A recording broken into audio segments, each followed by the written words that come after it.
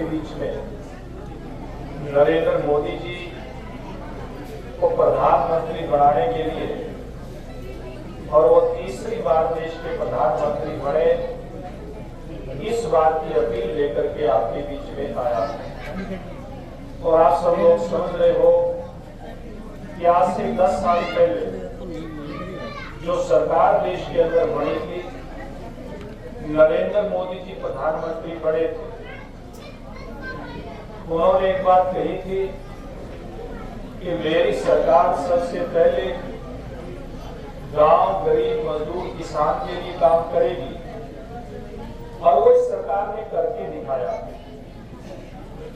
और जो काम इस सरकार ने करके दिखा दिए, ये इसी की वजह थी कि हमारे किसान मजदूर भाइयों को उन्होंने गुमराह करना शुरू कर दिया। चेयरमैन साहब आगे आ जाओ ना, आओ। क्योंकि एक बात के ऊपर ध्यान देना चाहिए, यहाँ समाज के सभी वर्गों के बंधु बैठे हैं। अब वो एक नई अफवाह, पहले बहुत सारी अफवाह उड़ाई, एक नई अफवाह उड़ा रहे हैं कि में नरेंद्र मोदी जी प्रधानमंत्री बन गए तो फिर देश के अंदर बाबा साहेब भीमराव अम्बेडकर का बनाया हुआ संविधान खतरे में पड़ जाएगा। यहाँ पर सब लोग बड़े जिम्मेवार थे। गांव के सबसे पढ़े लिखे हमारे छोटे भाई विनीत कुरानी यहाँ पर खड़े थे, जिनको कानून की जानकारी है। एससी मोर्चा के हमारे बड़े अच्छे साथी मित्तू, इसको मैं मित्तू कहता हूँ, तो मित्तू ने कहलवाता, मित्तू चमार कहलवाता है मजाक में। मित्तू ये ब्लॉक समिति का मेंबर भी है, इसलिए से जागरूक साथी खड़े।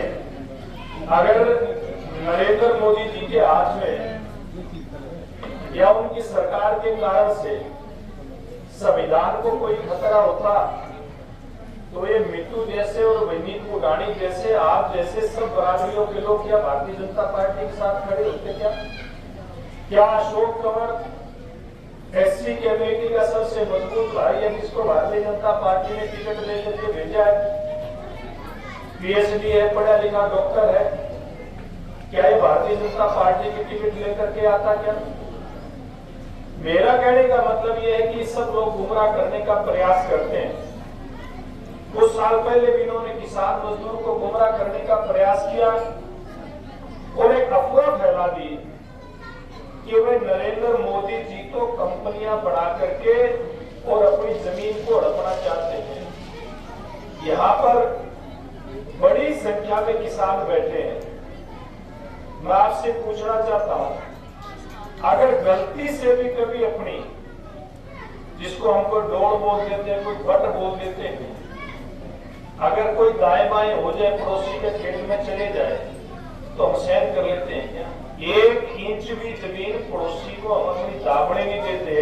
और उन्होंने अफवाह फैला दी, कांग्रेसियों ने किसानों को गुमराह कर दिया, भाई वो कंपनियों वाले बड़े बड़े लाला आएंगे, सेठ आएंगे, तुम्हारी जमीन पर कब्जा कर लेंगे।